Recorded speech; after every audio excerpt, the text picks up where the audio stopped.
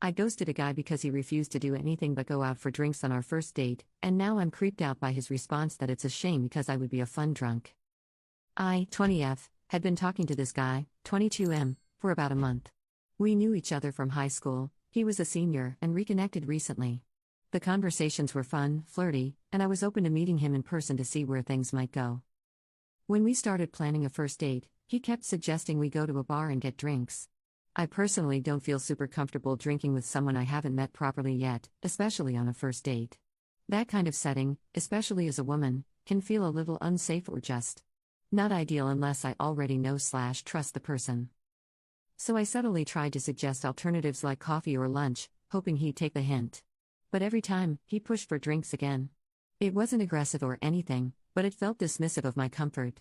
After a few back and forths like this, I ended up just losing interest and stopped replying. Now I'm wondering, was that unfair of me? Should I have been more direct instead of ghosting him? Or was I right to just dip if I wasn't feeling respected or unsure? I made up an excuse as to why I could not meet him, family commitment, when he just wouldn't budge on the drinks idea. Commenter: You should have said I'm not comfortable going for drinks yet, but I'd love to grab coffee sometime. Be more direct. Commenter 2: You made the right call. The guy ignored your discomfort and kept pushing you to get drinks. Why is he fixated on getting you tipsy?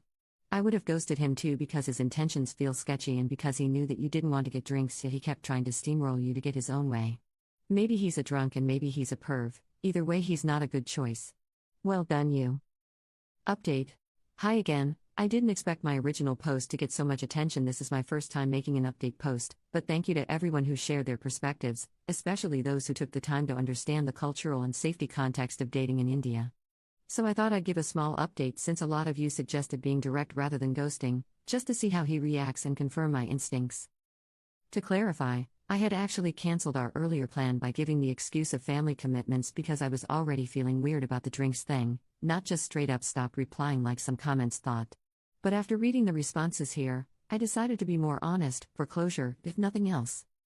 So when he called, I said something like, "We can try to meet next weekend if you're still up for it, but I'd really prefer not to go for drinks." I even suggested some of my favorite coffee spots as response. 1. He said he usually goes to the gym or works during the day, so was hoping to meet a little later. Which? Fine, that's understandable since he does freelance work. 2. But then he followed it up with, "But I bet you'd be very fun drunk." Yeah. That creeped me out more than I expected. Not only did it dismiss what I just said again, it also gave off the exact vibe I was trying to avoid, like the main appeal of the date was how I'd behave after drinking.